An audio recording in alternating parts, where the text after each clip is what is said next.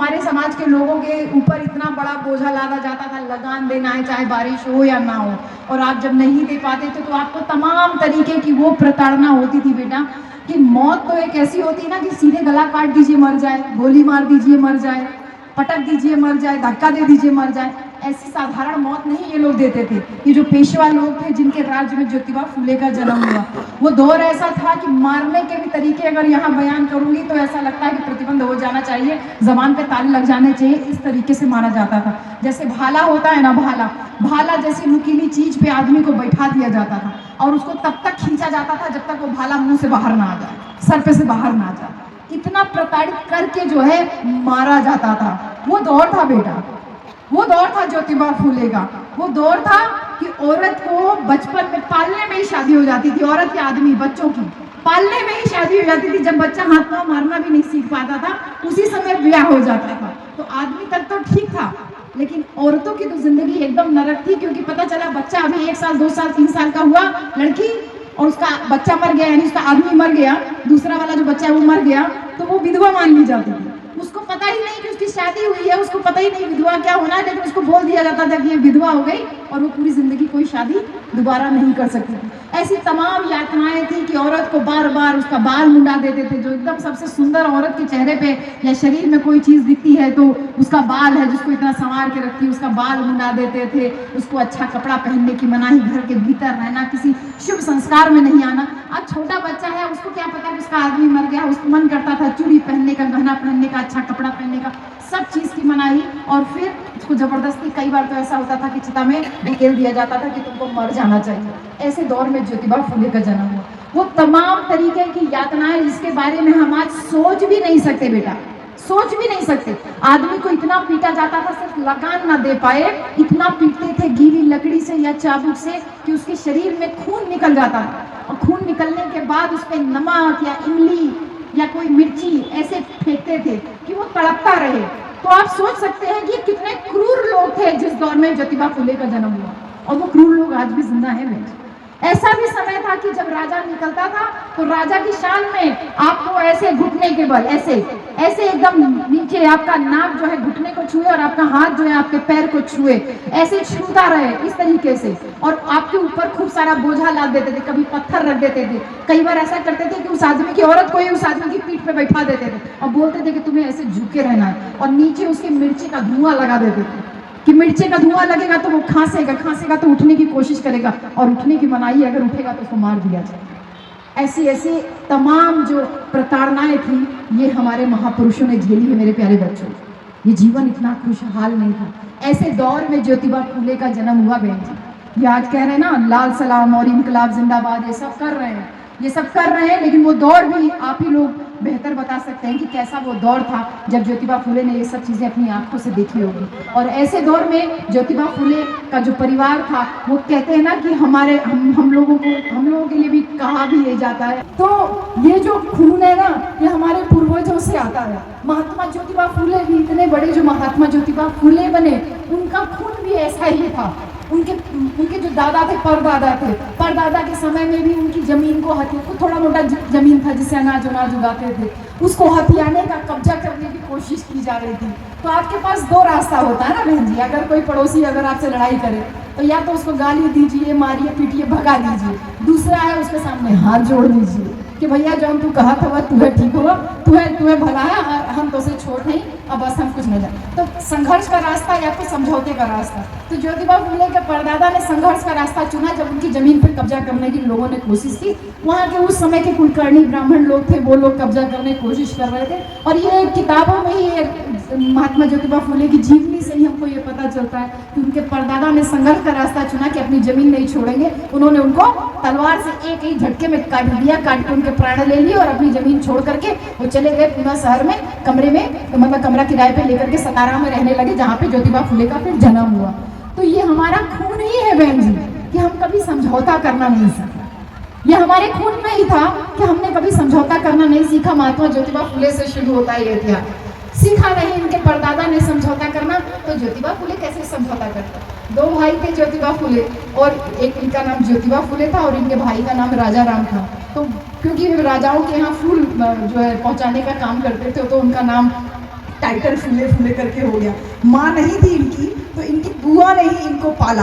अब इनकी बुआ जो है क्या थी, वही उस समय की विधवा थी, जिसका छोटे पे शादी हुआ और छोटे पे पति खत्म हो गया। पति खत्म हो गया तो उनको मार पीट के भगा दिया गया। और जो विधवा होती है ना तो उसको बाप के घर में आश्रय मिलता और ना तो ससुराल में मिलता। तो ऐसे में क्या करते, ना बाप के घर मिला ना ससुराल में मिला। तो ज्योतिबा फूले के जो पिताजी थे वो उनके मौसेरे भाई थे। तो बोले चलो तू मेरे यहाँ ही रह ले, मेरे 2 बच्चे हैं, अपना आराम से घर परिवार भी पालना और आराम से बच्चे भी पल जाएंगे। तो आराम से उनके घर में वो रहने लगी। तो मौसेरी बुआ का पूरा संस्कार इनके ऊपर पड़ा, क्योंकि वो संघर्षशील महिला थी। भले उस जमाने में पैदा हुई, लेकिन संघर्ष उनके खून में था कि वो चाहती थी कि ये जो कुरीतियां हैं कि औरत की दूसरी शादी नहीं की जाती, औरत का बाल मुंडा दिया जाता है, औरत को सादा कपड़ा पहनाया जाता है, औरत अच्छा खाना नहीं खा सकती। क्यों? क्योंकि सिर्फ उसको आदमी पर गया है। औरत को संपत्ति में अधिकार नहीं। क्यों? क्योंकि उसका आदमी नहीं है। औरत को बाप के घर में भी आश्रय नहीं। क्यों? सिर्फ इसलिए कि उसका आदमी नहीं है। तो जो विद्रोह बुआ का था, वो विद्रोह पूरा ज्योतिबा फूले के जीवन पे बच्चों पड़ा। और पूरा जीवन मतलब जो जो प्रश्न वो करते थे अपनी बुआ से, उन सारे प्रश्नों का जवाब उनकी बुआ अच्छे से देती थी। और इस तरीके से ज्योतिबा फूले जब पढ़ने के लिए निकले तो लोगों ने कहा ये तो नीची जाति का है, ये पढ़ेगा तो, उस समय तो यही होता था ना, औरत पढ़ेगी तो नरक में जाएगी, वैसे आदमी पढ़ेगा तो धर्म भ्रष्ट होगा, और वो भी छोटी जाति का आदमी पढ़ेगा। तो वो पिताजी के साथ में खेत खलिहान में काम करने लगे, जैसे उनका बड़ा भाई कर रहा था।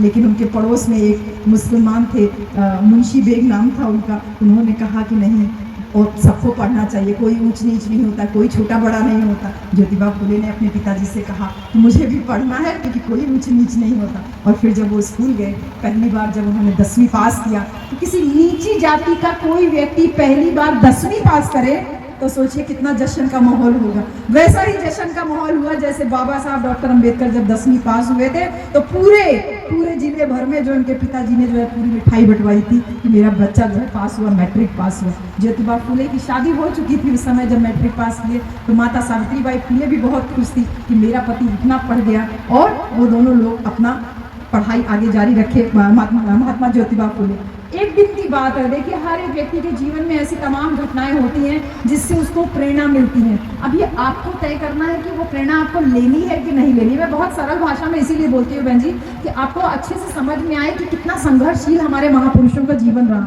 इतना आसान नहीं है सब कुछ, जितना आसान आज दिख रहा है। एक दिन की घटना है, महात्मा ज्योतिबा फूले का जन्मदिन था उस दिन। जैसे आज 11 अप्रैल है, ऐसे उस समय भी 11 अप्रैल था। और खेत में रोजाना वो अपना काम वाम करते थे, अपना पढ़ाई लिखाई के बाद अपने भाई के साथ में। उस दिन भी वो खेत में काम कर रहे थे। माता सावित्रीबाई फूले का इंतजार कर रहे थे कि मेरी बीवी अभी खाना लेके आएगी, जैसे खाना लेके जाते थे, अपना रस वस लेकर के जाती थी। उस दिन लेट हो गया तो ज्योतिबा फूले को भूख भी लगी थी और परेशान भी थे कि ऐसा क्या हो गया, कोई अनहोनी हो गई क्या, अभी तक खाना क्यों नहीं आया घर से। जब खाना माता सावित्रीबाई फूले लेके आई तो बोली कि आपका स्वामी आज आपका जन्मदिन था, तो बुआ ने आपके लिए पूरन पोली बनाई। जैसे हमारे यहाँ गुलगुला बनता है, ऐसे महाराष्ट्र में पूरन पोली बनता है, मीठा पूरी। बोले मीठा पूरी बनाने में और खीर बनाने में थोड़ा टाइम लग गया, इसलिए। तो बड़े खुशी खुशी जो है उनको खाना खिलाती है माता सावित्रीबाई। और जब वो खाना खा रहे होते हैं उसी दौरान क्या करती हैं कि वो उसी झोले में से एक किताब निकालती हैं और उस किताब को निकाल करके ऐसे पलटने लगती हैं और उनसे कहती है ज्योतिबा फूले से कि स्वामी मुझे भी पढ़ने का बड़ा शौक था, लेकिन मेरे पिताजी के घर में मुझे पढ़ने को नहीं मिला, लेकिन ये किताब मैंने मेरे पिताजी के घर से ही मैं अपने पास से रख के लाई थी। मैं इन सबको पहचानती हूँ, सारे चित्रों को पहचान के वो बता रही थी, कह रही थी मैं इन सारे चित्रों को तो पहचानती हूँ, लेकिन मैं ठीक से पढ़ लिख नहीं सकती। कितना अच्छा होता कि अगर औरतें भी पढ़ें। ये सुन के ज्योतिबा फूले की आंखों से आंसू निकलने लगा और वो ये सोचे कितना कष्ट की बात है कि आदमी पढ़ रहा है और औरत नहीं पढ़ेगी। और उसी दिन वो तय करते हैं कि मेरी औरत को मैं पढ़ाऊंगा, और कहते हैं कि तुम पढ़ेगी। और रोजाना वो खेत में जब खाना लेके आती थी तो वही लकड़ी वकड़ी लेकर के ऐसे जमीन पे ABCD काखा गागा ऐसे बनाते थे और वो ऐसे ही वो लिखना सीखती थी। जब ज्योतिबा फूले को पढ़ती हूँ तो मुझे मेरे पापा की भी बहुत याद आती है। पापा भी मम्मी को ऐसे ही पढ़ाते थे, यहीं की तो है मम्मी, तब आजमगढ़ जिला था, अभी अम्बेडकर नगर हो गया। तो मम्मी को पापा ऐसे ही पढ़ाते थे। जब यहाँ से लेके गए गांव से शहर में लखनऊ में, तो वहाँ पे ऐसे ही लिख करके काखा गागा और सब बातें मम्मी हमको बताती है। तो हमें लगता है कि कैसा समय था।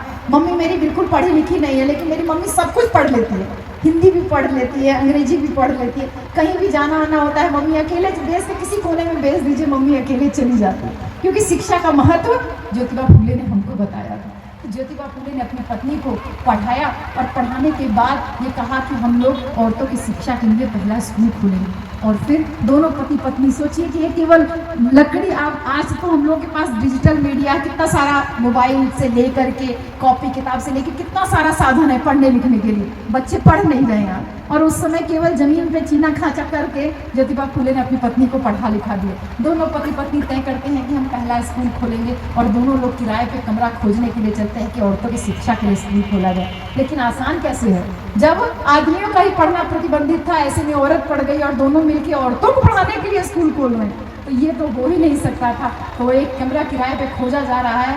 तथाकथित ऊंची जाति के लोग, वो लोग कहने लगे कि अरे हम औरतों को पढ़ाने के लिए कमरा किराए पे नहीं दे सकते। तो बहुत खोजा, ज्योतिबा फुले ने कहा हम आपको ज़्यादा पैसा भी देंगे, लेकिन कोई तैयार नहीं हुआ।